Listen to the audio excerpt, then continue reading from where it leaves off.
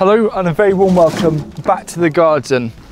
Now there are so many different ways of composting, but for me I try and keep things as simple as possible, and if you're into the simple methods, they're also effective, then you'll enjoy this video that explains the lazy, no-nonsense way of composting that we've been using for around 15 years.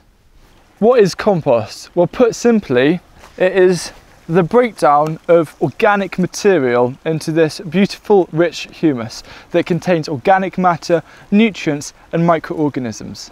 The great thing about lazy composting is that there's only a few key things that you need to follow in order for it to be effective, and the first one is that you want to make sure that the sides are at least 1 meter long. But why should we go for larger compost bins? Well, the reason why is when you have smaller ones like this, especially the Dalek ones, the tall, narrow ones, is that they don't really have that big of a core inside, which means it's not as likely to warm up. And that warmth and heat that you get from bigger compost bins help promote the decomposition and make it the perfect environment for all the organisms that help break down that organic matter.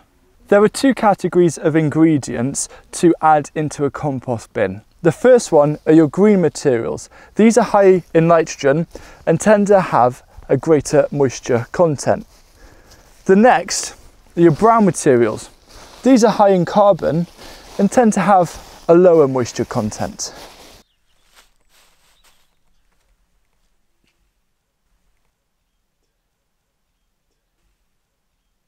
You can find a comprehensive list of green and brown ingredients to add to your compost bin down below in the video description. And just quickly, I just want to draw your attention to grass clippings. These are great, high in nitrogen, you can use them absolutely, but you want to use them sparingly, not thick layers in your compost bin, because these can make a sludgy, smelly mess. So instead, with grass clippings, apply them in fairly thin layers of around 1 inch or 2.5–3 centimeters, and it should be fine. Now, usually when you're just starting off making compost, there are different ratios of green and browns that are recommended to follow, and I usually go for the 2 parts brown to 1 part green. But with lazy composting, we don't worry about that at all. We just simply, whatever is available, no matter what time of year, we'll just put it on the compost bin. So for example, at this time of the year, as I'm cleaning up the garden, we've got quite a lot of brown material coming in, and we just put it on as and when. And the same applies for anything that you get in your house. If you have some veg scraps, the odd bag of used coffee grounds from your local cafe, all things like that can be added. There is really no need to worry about ratios as long as you follow one key rule.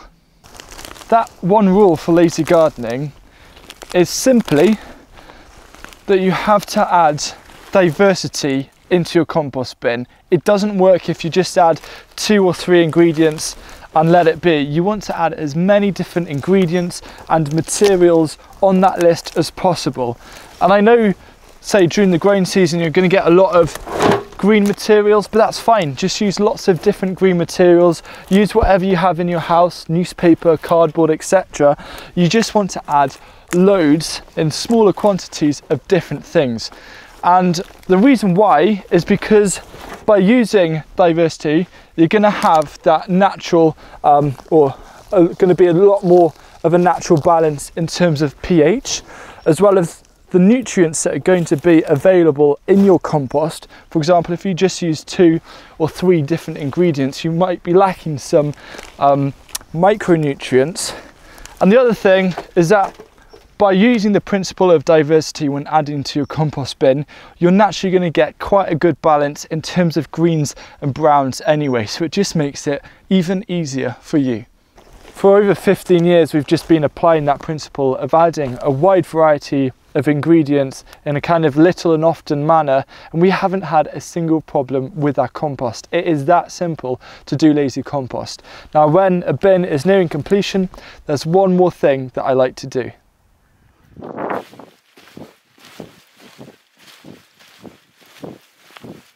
And that is to jump on it, or even just step on it, weigh it down.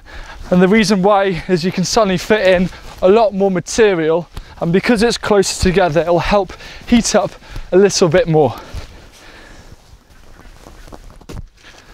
Now, once you've filled your compost bin, the last thing that I like to do, mainly to serve as a reminder that it's full up, is to put a covering over it.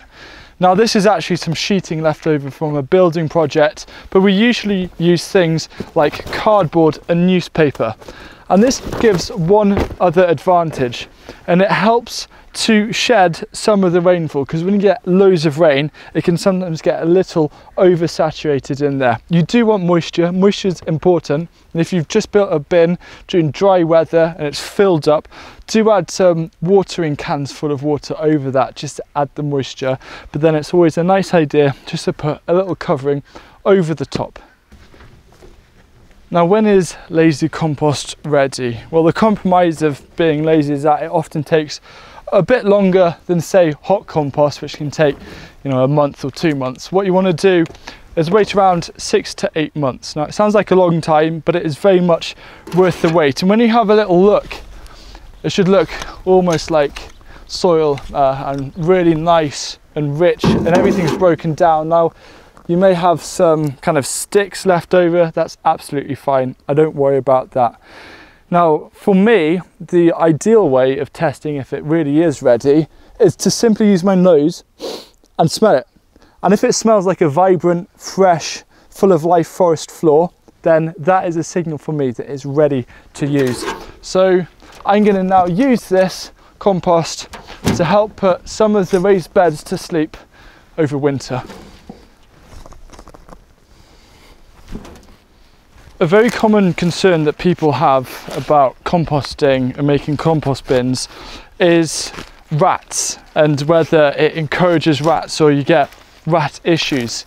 Now, the only real reason why you would get serious rat issues with your compost bins is if you're putting in cooked food and things like dairy and bread.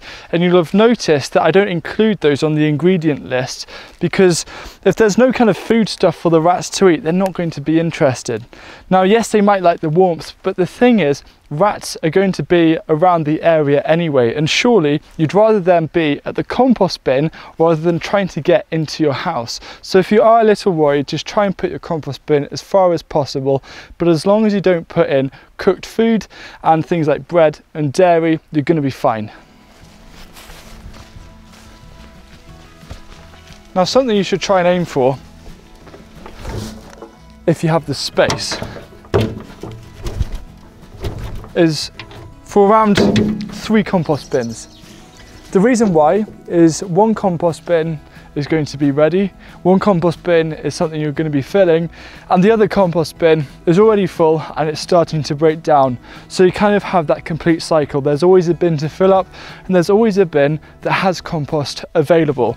And if you want to find out the best way to use your homemade compost at this time of year, check out my video that I've done, which is a complete guide of preparing raised beds for winter.